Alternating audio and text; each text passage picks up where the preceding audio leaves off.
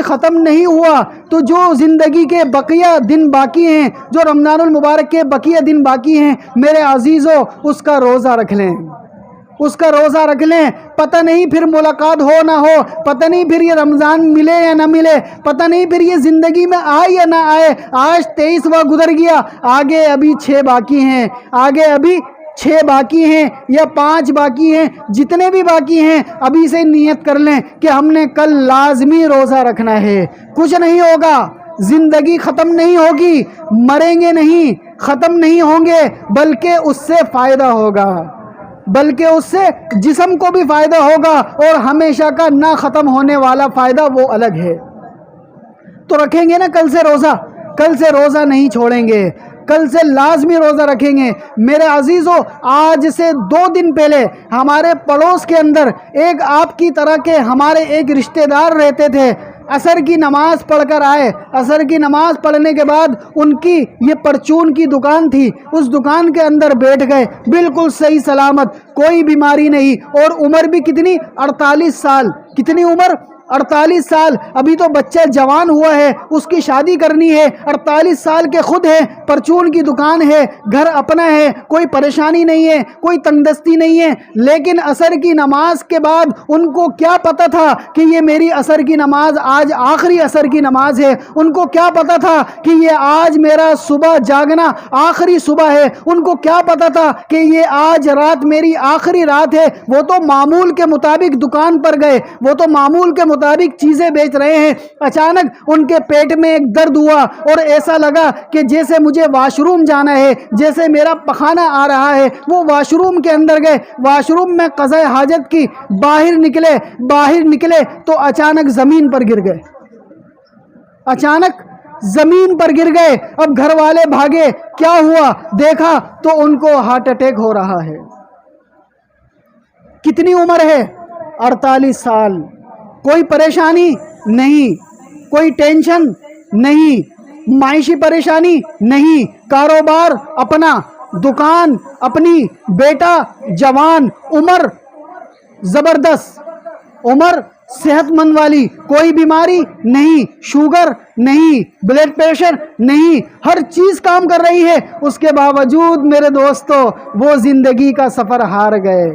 وہ زندگی کا سفر ہار گئے۔ ہارٹ اٹیک ہوا، ہسپتال لے کر گئے، ہسپتال والوں نے بولا عباسی لے کر جاؤ، ابھی عباسی جا رہے ہیں، راستے میں اللہ کو پیارے ہو گئے۔ یہ زندگی ہے۔ نہیں پتہ مجھے اور آپ کو کہ اگلا سال ہمیں ملے یا نہ ملے، نہیں پتہ مجھے اور آپ کو یہ اگلا سال ہماری زندگی میں رمضان آئے یا نہ آئے، تو اس کی قدر کر لیں، آج سے توبہ کر لیں کہ جتنے بھی ہم نے روزے چھوڑ دیے یا اللہ معاف کر دیں، آئندہ نہیں چھوڑیں گے۔ یا اللہ جتنی بھی نمازیں ہم نے چھوڑ دی اس پر توبہ کر لیں، آئندہ نہیں چھوڑیں گے۔ یا اللہ آج سے ہم توبہ کرتے ہیں، آج سے ہم آپ سے معافی مانگتے ہیں، یہ جسم آپ ہی نے دیا ہے، آپ ہی کی طرف ہم نے ایک دن لوٹ کر جانا ہے، آپ ہی کی طرف ایک دن ہم چلے جائیں گے، تو یا اللہ ہم آج سے توبہ کرتے ہیں۔ تو سب توبہ کرتے ہیں نا، سارے زبان سے بھی بولیں یا اللہ ہماری توبہ، اور اس توبہ پر جمے رہیں، اس توبہ پر جمے رہیں۔ وہ بولتے ہیں یہ دنیا اہل دنیا کو بھلی معلوم ہوتی ہے، یہ دنیا اہل دنیا کو بھلی معلوم ہوتی ہے، نظر والوں کو تو یہ اجڑی ہوئی معلوم ہوتی ہے۔ اگر کر لے انسان ہمت، اگر کر لے انسان ہمت تو کیا نہیں اس کے بس میں، یہ ہے کم ہمتی جو بے بسی معلوم ہوتی ہے۔ بے بس نہیں بننا، بے بس نہیں بننا، ہمت کرنی ہے، حوصلہ کرنا ہے، جوان بننا ہے۔ جو تم کرتے ہو چھپ کر، جو تم کرتے ہو چھپ کر، اس جہان سے کوئی دیکھتا ہے تم کو آسمان سے، خاکی پر مت کرو خاک اپنی زندگانی کو، خاکی پر مت کرو خاک اپنی زندگانی کو، جوانی کرو اس پر فدا جس نے دی جوانی کو۔ تو آپ سب جوان ہیں،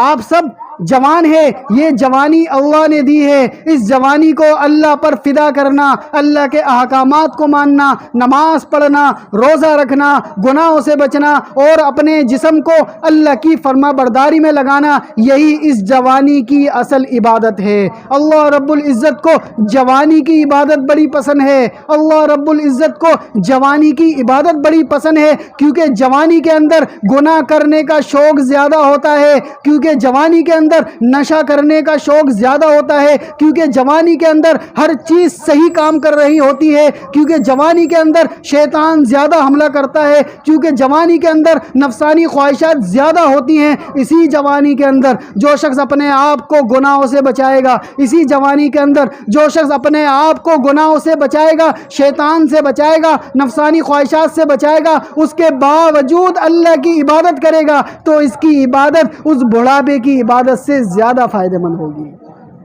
بڑھاپے میں تو ویسے بھی انسان دنیا کے بھی کسی کام کا نہیں رہتا، اگر سرکاری افسر ہوتا ہے تو ریٹائر ہو جاتا ہے، کسی نوکری پیشہ ور ہوتا ہے تو نوکری چھوٹ جاتی ہے، اسی طرح اس کے ہاتھ پیروں میں بھی وہ طاقت نہیں رہتی، اسی طرح اس کے جسم کے اندر بھی وہ طاقت نہیں رہتی، یہاں تک کہ کھڑے ہو کر نماز پڑھنے سے بھی چلا جاتا ہے، یہاں تک کہ بیٹھ کر نماز پڑھنے سے بھی چلا جاتا ہے۔ تو میرے عزیزو، اللہ رب العزت کو یہ جوانی کی عبادت بڑی پسند ہے، تو جو شخص آج اس جوانی کی قدر کر لے گا اس کا بڑھاپا اچھا ہو جائے گا۔ تو پڑھیں گے نا، روزہ رکھیں گے نا، نماز پڑھیں گے نا، جوانی کو ضائع تو نہیں کریں گے۔ جوانی تو ویسے بھی گزر جائے گی، ویسے بھی گزر جائے گی، اگر آپ نے اپنی منمانی کے مطابق گزاری پھر بھی گزر گئی، اگر آپ نے اس کو پاک صاف رکھ کے گزارا پھر بھی گزر گیا۔ تو اس جوانی کی قدر کریں۔ آپ میں سے اکثر جوان ہیں، ابھی کسی کے سفید بال بھی نہیں نکلے، اکثر کے نہیں نکلے، تو جوان بیٹے ہو، لیکن اس چیز کی کوئی گارنٹی نہیں ہے کہ آپ کو بڑھاپا ملے یا نہ ملے، اس چیز کی کوئی گارنٹی نہیں ہے۔ اگر آپ دل میں یہ گمان کریں کہ ابھی تو میں جوان ہوں، ابھی تو میں 20 سال کا ہوں، ابھی تو میں 30 سال کا ہوں، ابھی دیکھ لیں گے بعد میں، جس وقت 50 سال کا ہوں گا، 60 سال کا ہوں گا یا 70 سال کا ہوں گا، اس وقت اللہ کی عبادت کر لوں گا، تو اس چیز کی بھی کوئی گارنٹی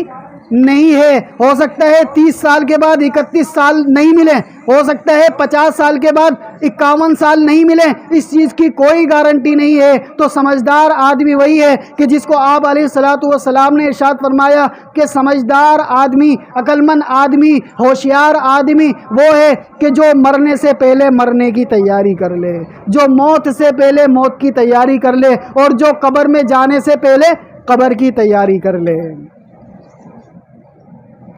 تو میرے عزیزو، آج سے یہ عزم اور ارادہ کریں کہ انشاءاللہ ہم جان بوجھ کر روزہ نہیں چھوڑیں گے، جان بوجھ کر نماز نہیں چھوڑیں گے، اور جان بوجھ کر کوئی بھی گناہ نہیں کریں گے۔ سب توبہ کرتے ہیں نا؟ اللہ رب العزت جو کچھ کہا گیا سنا گیا، اس میں جو کمی بیشی رہ گئی ہو اپنے فضل و کرم سے دور فرمائے اور عمل کرنے کی توفیق عطا فرمائے۔ وآخر دعوانا درس قرآن، درس حدیث، اصلاحی بیانات، فقہی مسائل اور وظائف کے لیے مفتی ابو بکر انصاری کے چینل کو سبسکرائب کریں۔